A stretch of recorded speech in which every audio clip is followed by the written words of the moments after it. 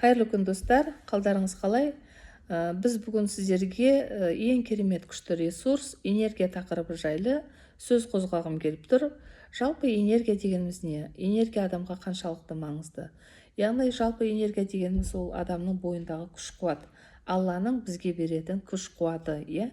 Біз күшті қайдан аламыз, күш-қуатты қайдан аламыз? Ол жайлы да мен YouTube арнамда біраз ақпараттар берілген болатын.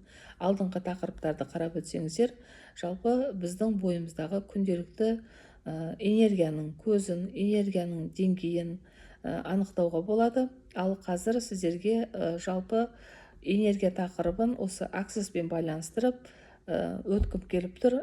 Себебі ең керемет күшті қазіргі таңда осы біздің қоғамда, біздің өмірімізде қазіргі таңда әлем бойынша деп айтайын, енді 117 мемлекет қолданып жатыр ғой бұл аксесті.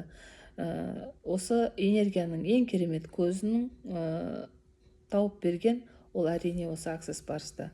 Ең бірінші біз осы аксес барыста бірінші нүктеде энергияны көтереміз. Неге бізде қабылдаған адамдарда бір сеанста керемет күшті нәтиже көріп жатыр? Не себепті оларда керемет күшті результат, нәтиже шығып жатыр?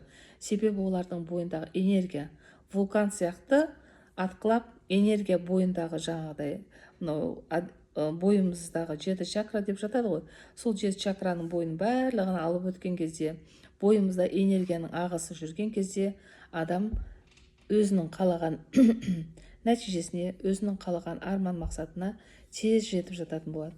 Адам болғаннан кейін біз күнделікті күйбең тіршілікте, тұрмыс салтымызда, өзіміздің ішкі рухани дүниемізді ұмытып кетіп жатамыз. Адам негізі көбіне өзінің ішкі состояниесін реттеп жүрсе, ішкі халімен байланыс жасап жүрсе, ол міндетті түрде нәтиже көретін еді. Энергиямыздың өзін біз ресурсты қайдан аламыз? Біздің энергиямыз қайда кетіп жатыр? Қайлай біз сол энергияны толтырамыз деген сұрақты өзіне қойып, адам баласы өзімен жұмыс жасаса, әрине энергияны көтеруге болады. Мынау шелекті алсақ мысалға, шелекті жан-жағынан тесіп, оған су құйсақ, шынымен де судың бәрі жан-жаққа ағып кетеді ғой. Сол сияқты біздің де адамның бойы Алла тағала күнделікті бойымызға күш-қуатты салды ма, энергияны салды ма, ал бірақта біздің күш-қуатымыз қайда кетіп жатыр деген сұрақты сіз өзіңізге қойып бастаңыз. Енді біздің энергиямызды не нәрсе құртады, қандай нәрсе біздің энергиямызды кіргізеді, мен сізге жүйелі түрде бүйтіп бөліп айтып бергім келіп тұр. И сол нәрсені сіз бүгіннен бастап мықтап қолыңызға алып, энергияны жібермеуге тырыссаңыз, вибрацияңызды жоғары көтеруге тырыссаңыз, нәтиже сізде шынымен де керемет оң әсерін беретін болады, бір сөзбен айтқанда. Енді біздің энергиямызды кетіретін нәрселер, ол әрине күнделікті ең бірінші былай айтар едім мен, ең бірінші адам баласы тазалықтан бастау керек. Жалпы үйімізді тазалау, одан кейін біз мына миымыздағы ақпараттарды тазалау, именно мына жаңа ұстап отырған телефонымызды, құрылғыларымызды тазалау, соның барлығы біздің энергиямызды алады екен. Қажетсіз ақпараттардың барлығы ми сол нәрсеге күнделікті энергиясын беріп отырады. Күнделікті TikTok көру арқылы, қажетсіз Instagramдағы листать етіп отырамыз ғой, бүкіл уақыттың барлығын кетіріп, сол нәрсенің барлығы біздің энергиямызды алып тастайды. И өзіміздің өмірімізде қажетті жаңағыдай жеке тұлға ретінде қалыптасуымызға күш-қуатымыз қалмай қалады, бір сөзбен айтқан кезде. Сол себепті міндетті түрде үйіңізді тазалаудан бастаңыз. Одан кейін мынау сотовый телефондағы керексіз Instagram парақшалары болсын, қандай нәрселер қажетсіз файлдардың барлығын өшіріп бастаңыз. Одан кейін барып жаңағыдай өзіңіздің күнделікті қолданыста жүрген гардеробыңызды реттеңіз. Одан кейін барып жаңағыдай міндетті түрде ол жерде енді тек қана тазалаудан бұрын әдепті де реттеу керекпіз біз. Күнделікті біз қандай әдеппен өмір сүріп жатырмыз. Енді мен алдында YouTube арнамда, парақшамда тағы да тұр, вибрацияның бөлінген бөліктерін жасап қойған болатын, адамның жиеліктері. Адамнан шыққан толқынға мына әлем кер байланыс береді екен. Бізде енді күнделікті біз бойымызда үрей, қорқыныш, сенімсіздік, сондай әсер алып, сондай эмоциялар шығып жатса біздің тәнімізден, біздің вибрациямыз өте төменгі деңгейге түсіп кетеді. 500 шкаладан төмен түседі. Ал енді біздің бойымызда қуаныш, гармония, бақыт, мейірім, махаббат, алғыс шығатын болса, онда біздің вибрациямыз қайтеді, өте жоғары деңгейге шығады. Яғни энергиямыз шынымен де 1000 шкалаға дейін резко көтерілетін болады. Сол себепті енді төменгі вибрациядағы сезімдерді жаңа айтып өттім осылерге. Яғни қорқынышты қысқартуымыз керек. Қорқыныш деген ғалымдар уже дәлелдеп қойды, 90 секунд адам бойында тұрады екен. 90 секундтан кейін адам бойында қорқыныш жоқ. Қорқыныш дегеніміз адам просто иллюзия ғой, қыздар. Қорқынышты қысқартуымыз керек. Өсек, әңгіме, біреуді сыртынан сөйлеу, бір адамға мін тағу, ол адамға сын айту, соның барлығы бізде энергияны өте төменгі вибрацияға түсіріп тастайтын әдеттер екен. Міндетті түрде сол әдеттерді қалыптастырыңыздар. Бүгіннен бастап ешкімді өсектемей, тек қана өзіңіздің нақты бір цель, арманыңызды, мақсатыңызды қойыңыз да, сол мақсатқа мен қалай жетем? Сол мына бір адамды өсектеп жатсаңыз, сол маған қандай әсер береді? Менің энергиямды түсіреді, менің өмірім жаңадай блок қойылады деген сияқты миыңызға сол нәрсені тоқып түсініп алсаңыз, сіз екінші сол нәрсені қайталамайтын боласыз. Сол біздің энергиямызды алып кетеді.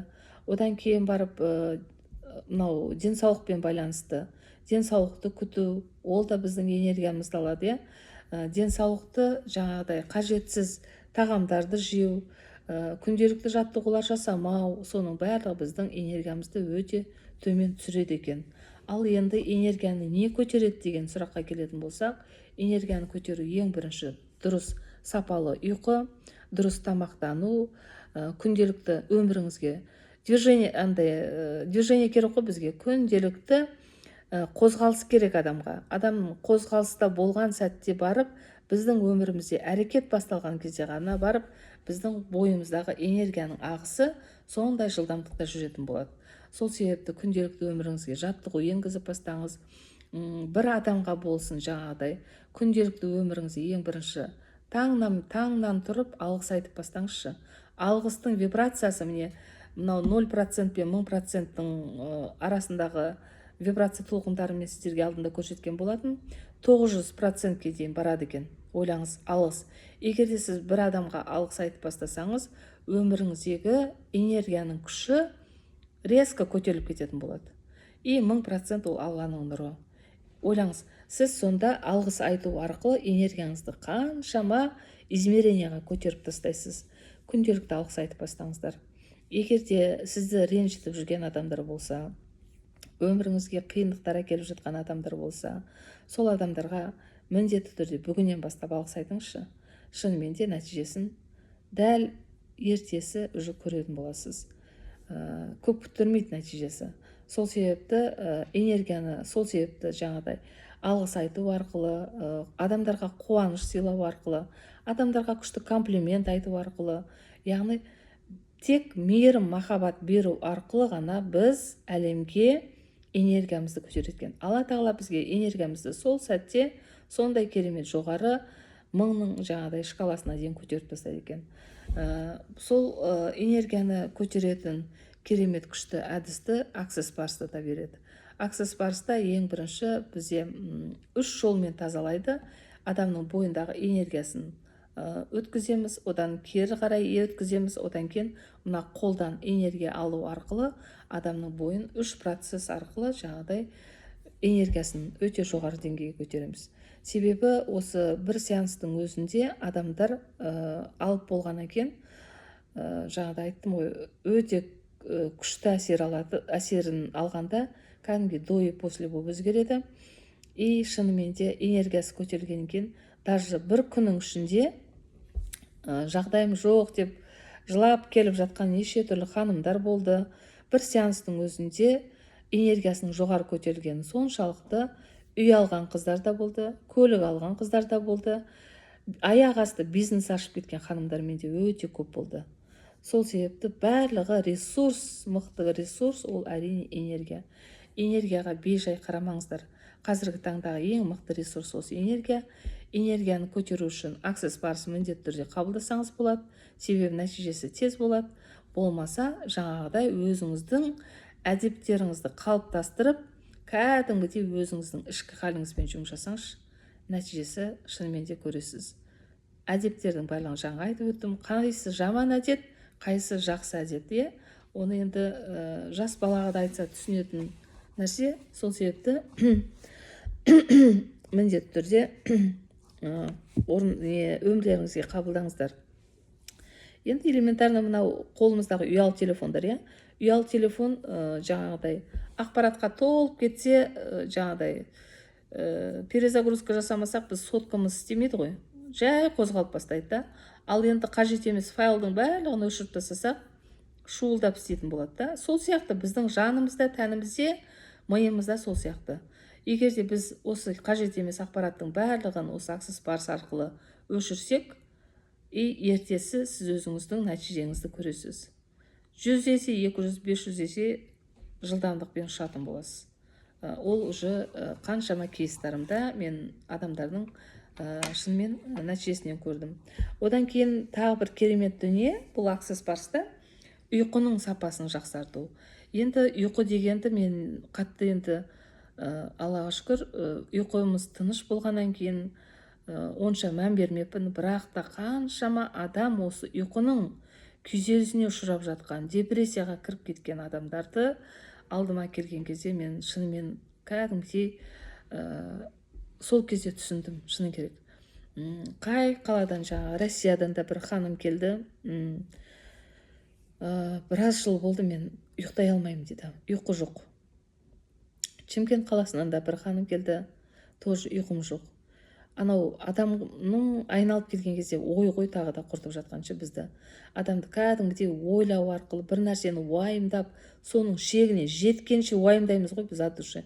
Жаңа қазақтар шынымен де уайымдау үшін жаратылғанбыз ба деген кезде мен осы сөздің өзі мен жаныма қатты батқан. Сол уайым бізді құртып жібереді. Сол уайым арқылы адамның мынау ойы тоқтамайды, сол арқылы біздің адамның мынау тәніне әсер ету арқылы ұйқыдан айырылып қалған қыздар болды. Ханымдарға келді. Қаншама апайлар келді.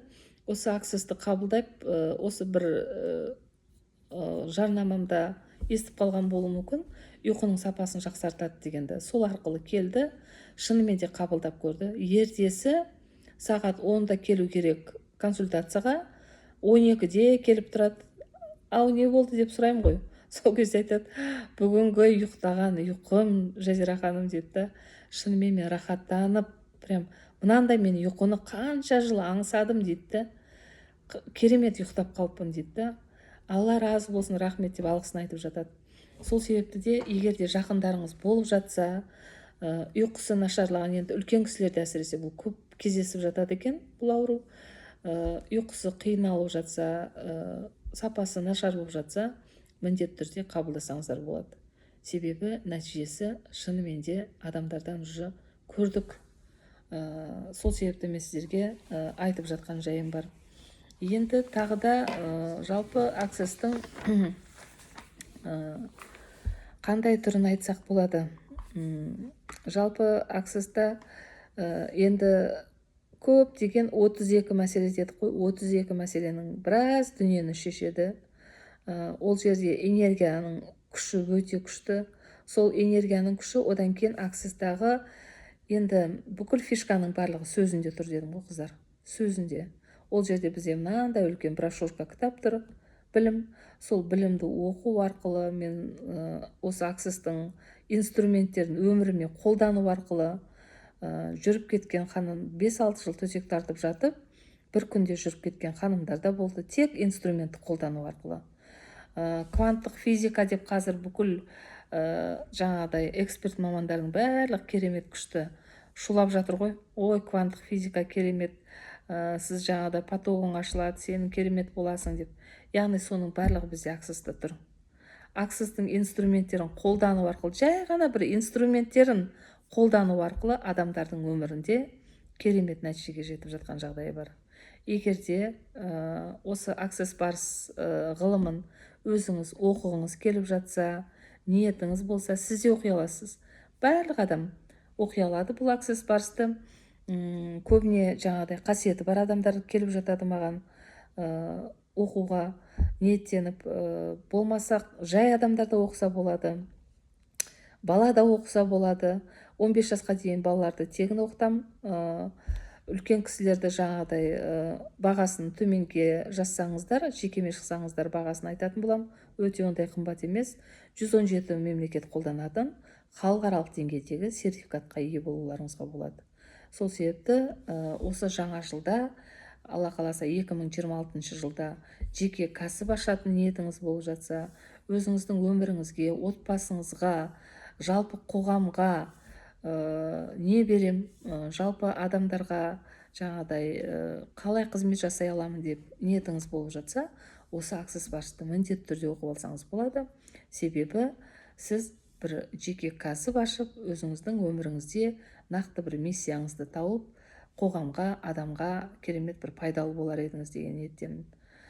Егер де осы видеоларым ұнап жатса, көңілдеріңізден шығып жатса, міндетті түрде жекеме хабарласыңыздар, кері байланыс жасаңыздар, комментарий жазып, лайк қойып, келесі бір деңгейге өтуге ниет етейік барлығымыз. Аман болыңыздар. Көңіл қойып тыңдағандарыңызға көптен көп рахмет.